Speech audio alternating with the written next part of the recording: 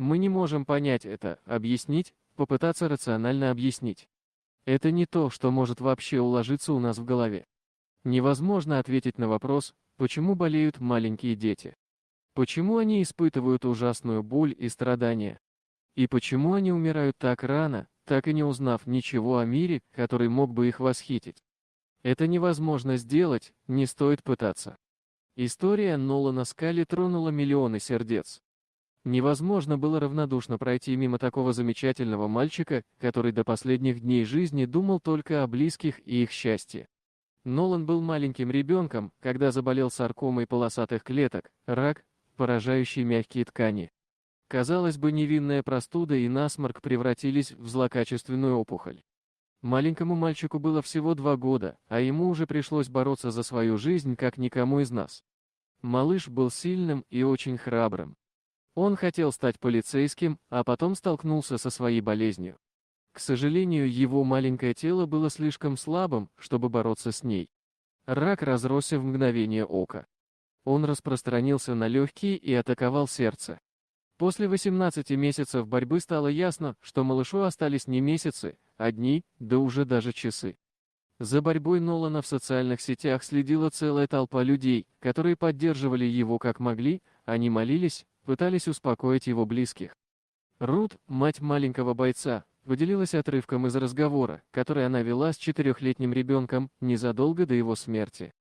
Хотя сама фотография наиболее четко показывает, сколько пришлось пережить маленькому ребенку, разговор между матерью и ее сыном, прощающимся с ним, был процитирован в СМИ практически по всему миру. Рут опубликовала отрывок из этого разговора на своей странице в Facebook. Дорогой, этот рак ужасен.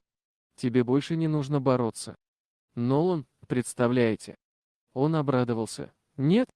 Мама, я хотел бороться только для тебя. Так вот чем ты занимался все это время? Ты боролся из-за меня? Нолан, конечно. Нолан, ответь мне на вопрос, что является самой важной работой для твоей мамы? Нолан, она меня защищает.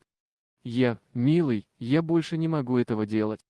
Единственный способ защитить тебя и прекратить эту боль – это небеса, мое сердце просто разорвалось. Нолан, тогда я уйду на небеса и буду играть там до твоего прихода. Ты ведь придешь ко мне? Конечно. Твоя мама никогда так просто не сдастся. На следующий день Рут решила, что заберет сына домой. Но он не согласился, он предпочел остаться в больнице. Следующие 36 часов они провели вместе, просматривая видео на YouTube, играя в игры и просто разговаривая. Во время одного из таких разговоров 4-летний малыш сказал маме, что хочет, чтобы его запомнили как офицера полиции. Потом Рут попросила у мальчика минутку для себя, она очень сильно устала и хотела принять душ. Она обещала, что ее не будет всего пару секунд. Нолан улыбнулся и, конечно, разрешил. Когда она вышла из ванной, медицинский персонал стоял над 4-летним ребенком. Со слезами на глазах врачи сообщили, что Нолан впал в кому. Его сон уже был очень глубоким. Его правое легкое почти разрушилось. Мальчик просто уходил из жизни. В ужасе Рут быстро подбежала к своему ребенку, обняла его теплыми руками и приложила ладонь к его щеке. Потом произошло небольшое чудо. Мой ангел вздохнул, открыл глаза, улыбнулся мне и сказал: «Я очень люблю тебя, мама». Он откинул голову и в 23:54 покинул нас навсегда, пишет его мама в Facebook. Женщина закончила свой пост очень личным признанием, она призналась, что теперь она боится ходить в душ. Когда Нолан был жив, он хотел все время быть с ней. Обычно он ложился на коврик в ванной и ждал, когда мама вернется к нему. Сегодня ковер пуст, а милый сын ждет свою маму на небесах.